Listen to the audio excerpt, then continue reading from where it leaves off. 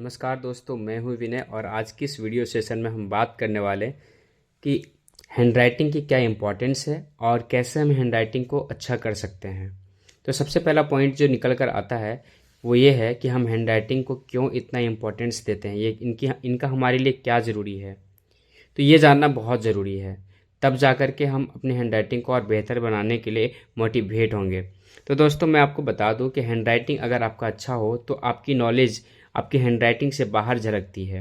वैसे आप बहुत ज़्यादा एजुकेटेड होते हैं, फिर भी अगर आपकी हैंडराइटिंग अच्छी नहीं होती है तो लोग आपको अंडर एस्टिमेट करते हैं। उनका मानना होता है कि शायद ये उतने नॉलेजेबल नहीं होंगे। बट आपकी अच्छी हैंडराइटिंग आपकी एक नॉलेज की जो है वो एक झलक लोगों को दिखलाती है। ठीक है, तो इस हिसाब से मैं कहूँ कि हैंडराइटिंग आपके लिए बहुत इंपॉर्टेंट मायने रखता है। जब आपकी हैंडराइटिंग अच्छी होती है तो लोग आपको एक अलग नज़रिए से आपकी नॉलेज को देखते हैं। तो हम कहीं ना कहीं हैंडराइटिंग हमारे लिए बहुत ज़्यादा इम्पॉर्टेंट है। अब इन्हें कैसे बेहतर बना सकते हैं, चलिए उस सभी बिंदुओं पर आज हम चर्चा करने वाले हैं। हमने कुल 5 पॉइंट्स तैयार करके रखे हैं कि किस प्रकार से हम हिंदी की हैंडराइटिंग और इंग्लिश की हैंडराइटिंग दोनों को बेहतर बना सकते हैं और हमें कितनी प्रैक्टिस की ज़रूरत है और कितने समय तक हम इसको बार बार प्रैक्टिस करें तब जाकर के हमारी राइटिंग अच्छी हो सकती है, या केवल 1 या 2 घंटे की प्रैक्टिस में ही हम अपनी राइटिंग को अच्छा कर सकते हैं। तो चलिए इस वीडियो को पूरी अंत तक देखिए, तब जाकर के आपकी सारी पॉइंट्स और आपकी सारी जो हिचकिचाहट है एक अच्छी हैंड राइटिंग बनाने के लिए, जब आप जिन चीज़ों से आप जूझ रहे हैं तो आप इन सब चीज़ों को बेहतर कर सकते हैं। लेकिन इस वीडियो को पूरा अंत तक देखिएगा, तब जाकर के आपके सारे के सारे कन्फ्यूजन जो है वो क्लियर हो जाएंगे। तो यहाँ पर आप साफ साफ देख पा रहे होंगे कि हमने कुछ नोट्स बना के रखे हैं जो हिंदी में है, और सॉरी इधर हिंदी में है, और यहाँ पे कुछ हमने नोट्स तैयार करके रखे हैं जो इंग्लिश में है, जो आपको बिल्कुल क्लियर पता चल रहा होगा, दिख रहा होगा। यहाँ पे इस तरफ जो है हमने वो हिंदी में नोट्स तैयार करके रखे हैं। आप हमारी हिंदी की हैंड राइटिंग को भी देख सकते हैं, और नीचे ये सारे पॉइंट्स हैं जिस पर हम डिस्कस करने वाले हैं कि किस प्रकार से हम अपनी हैंड राइटिंग को बेहतर कर सकते हैं, इम्प्रूव कर सकते हैं। तो दोस्तों, जो सबसे बड़ी पॉइंट है और सबसे ज़रूरी पॉइंट है कि हम अपनी राइटिंग को कैसे अच्छा कर सकते हैं, वो आपका सबसे इम्पॉर्टेंट पॉइंट है योर विल। आपकी इच्छा शक्ति, आपकी लालसा। आपके अंदर में अगर ये इच्छा शक्ति नहीं है कि मुझे हैंडराइटिंग अच्छी करनी है, तो शायद आप कितना भी प्रैक्टिस कर ले, और सबसे बड़ी बात है कि अगर आपके अंदर इच्छा शक्ति नहीं है तो आप प्रैक्टिस करेंगे ही नहीं, आपकी हैंडराइटिंग बेहतर बनेगी ही नहीं। तो सबसे पहले आपको ये माइंड मेकअप कर लेना है कि हमें बहुत अच्छा हैंडराइटिंग बनाना है। ठीक है, तब जा कर के आप जो है सो अपनी राइटिंग पर फोकस करेंगे। फोकस करना बहुत ज़रूरी है। जब तक आप किन्हीं की राइटिंग को देख करके इम्प्रेस ना होंगे, कॉपी करने की कोशिश ना करेंगे, तब तक आप अपनी हैंडराइटिंग को बेहतर बना ही नहीं पाएंगे। सेकेंड चीज़ जो है वो है straight line, slant line and perpendicular line की प्रैक्टिस। ठीक है, सीधी रेखा, टेढ़ी रेखा और खड़ी रेखा बनाने की प्रैक्टिस आपको बहुत ज़्यादा करनी पड़ेगी, क्योंकि हम कई बार ऐसे देखते हैं कि कुछ लोग जो है जब कुछ अक्षर बनाते हैं या कुछ लिखते हैं तो वो जो सीधी लाइन जो होती है, ये लाइन ऐसे करके ऐसे हो जाती है, कई मर्तबा ऐसा हो जाता है। ठीक है, तो इन सारी चीज़ों को बेहतर करना पड़ेगा, हमें बिल्कुल सीधी रेखा बनानी पड़ेगी, एकदम बिल्कुल सीधा इस प्रकार से, ताकि वो जो है सो खराब ना दिखे। ठीक है, दूसरी चीज़ है कि हमें टेढ़ी रेखा बनाने की भी प्रैक्टिस करनी पड़ेगी। इस प्रकार के रेखाओं की भी बार बार हमें प्रैक्टिस करनी पड़ेगी जो बिल्कुल सीधी रेखा बनी हो। ऐसे ऐसे रेखाओं की हमें कई मर्तबा प्रैक्टिस करनी पड़ेगी, तब जा कर के हमारी राइटिंग अच्छी बनती है। और खड़ी रेखा की भी प्रैक्टिस करनी पड़ती है। इस प्रकार के जो रेखा होते हैं इनको खड़ी रेखा हम लोग बोलते हैं। इंग्लिश में इनको परपेंडिकुलर लाइन और वर्टिकल लाइन भी बोलते हैं। इस प्रकार की जो रेखाएं हैं इनकी हमें बहुत ज़्यादा प्रैक्टिस करनी पड़ेगी। जब आप इन सब चीज़ों पर आप कंट्रोल पा लेंगे तो आपकी हैंड राइटिंग खुद ब खुद अच्छी हो जाएगी। और थर्ड चीज़ जो है वो है equal size of letters. Letters जितने भी हैं उनके साइज इक्वल होने चाहिए।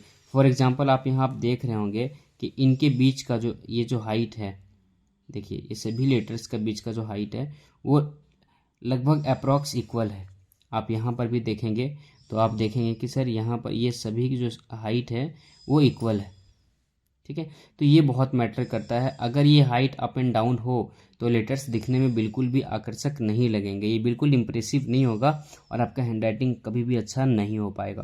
तो ये चीज़ आपको फोकस करना है हमेशा कि इनके बीच का जो डिस्टेंस है, ठीक है, ये जो इस तरह से ही डिस्टेंस है, ये बिल्कुल हमेशा इक्वल हो, तभी जा कर के आपके राइटिंग्स क्या होंगे, अच्छे बनेंगे, अन्यथा यह हमेशा ख़राब हो जाएगा। आप हिंदी में भी देख लीजिए कि हमने सभी अक्षर को बराबर बराबर बना करके रखा है ताकि ये अच्छा दिखे। अगर मैं किन्हीं अक्षर को बड़ा लिखूँ, किन्हीं को छोटा लिखूँ, तो ये आकर्षक दिखने में नहीं लगेगा।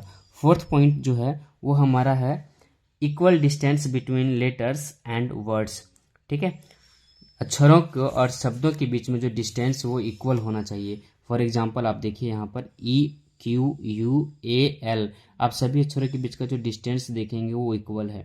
अगर मैं E को यहाँ लिखूँ, Q को यहाँ लिखूँ और फिर U को यहाँ लिखूँ, A को यहाँ लिखूँ, L को यहाँ लिखूँ, तो वो बिल्कुल देखने में बेढंगा लगेगा, थोड़ा सा भी आकर्षक नहीं होगा। तो इनके बीच का डिस्टेंस जो है वो बिल्कुल बराबर होनी चाहिए, तब जा करके। अब शब्दों के बीच का भी दूरी देखिए, शब्दों के बीच की भी दूरी जो है वो लगभग हर जगह पर बराबर है, जो ये इसको देखने में आकर्षक बनाती है।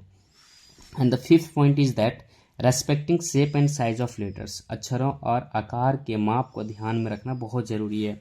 फॉर एग्जाम्पल आप देखेंगे कि सर हमें जब भी कोई सेंटेंस स्टार्ट करना है तो सेंटेंस का जो स्टार्टिंग होता है वो लेटर कैपिटल होता है, वो कभी भी स्मॉल में ना लिखें।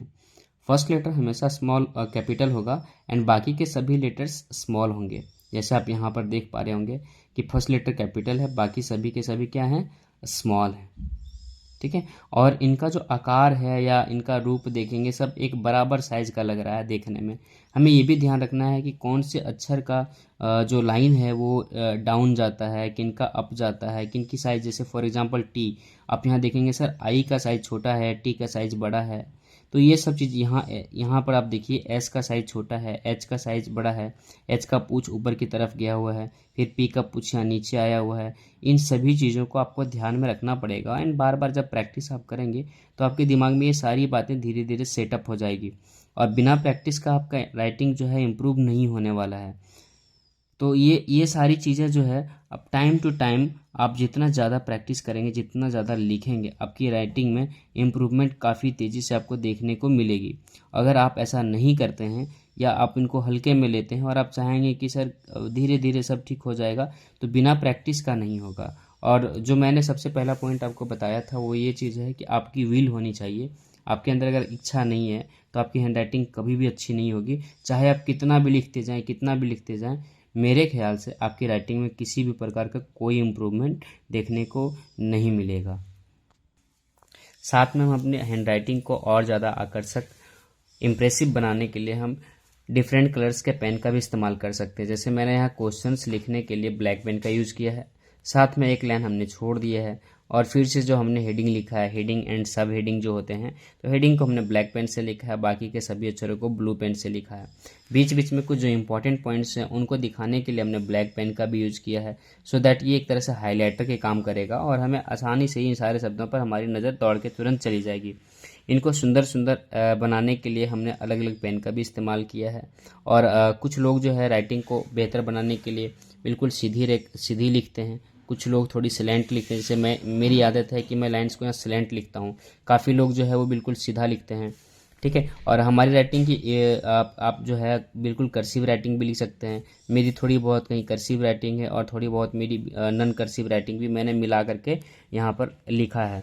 आप अपनी राइटिंग को और ज़्यादा जिनकी राइटिंग आप देखें और उनसे अगर आपको लगे नहीं कि ये अच्छा लिखते हैं, तो आप उनकी उस स्टाइल्स को कॉपी करते जाइए, और फिर आप देखेंगे कि सर डिफरेंट लोगों से आप कॉपी करते करते आपकी राइटिंग बहुत ज़्यादा इंप्रूव हो गई है, और एक नई राइटिंग निकल करके आएगी जो आपको खुद लगेगा कि हाँ मैंने ये चीज़ बड़ा अच्छा किया है। और ये 4 5 6 7 8 10 लोगों की राइटिंग्स को देख करके कॉपी करके उनकी एक मिक्सचर बनाई है, और सबसे अलग है ये, बिल्कुल एक डिफरेंट है, यूनिक है, और आप खुद पे गौरवान्वित फील करेंगे। You will feel be prideful of yourself. So दोस्तों, तो आपको अगर राइटिंग अच्छा करना है तो ये करना ही पड़ेगा, इसके अलावा और कोई दूसरा उपाय नहीं है। ठीक है, और पढ़ाई आपकी इसी से मेन झलकती है। कोई भी व्यक्ति जब आपको देखता है ना, तो आपकी अंदर की नॉलेज को वो एक शब्द में या 4 5 सवाल में आपको जज नहीं कर पाते हैं। हालांकि वो आपकी राइटिंग को देख करके उनको पता चल जाता है कि आप कितनी सीरियस हैं पढ़ाई के पीछे। तो दोस्तों, अगर ये वीडियो आपको अच्छा लगा हो तो अपने फ्रेंड्स सर्कल्स में ज़रूर शेयर कीजिएगा। जिनकी हैंड राइटिंग ख़राब है खास करके उनको तो ज़रूर शेयर कीजिएगा। और अगर वीडियो अच्छा लगा हो तो ज़रूर आप एक बार कमेंट करके मुझे बताइएगा कि सर आपकी नॉलेज बिल्कुल सही है। Thank you. जय हिंद, जय भारत।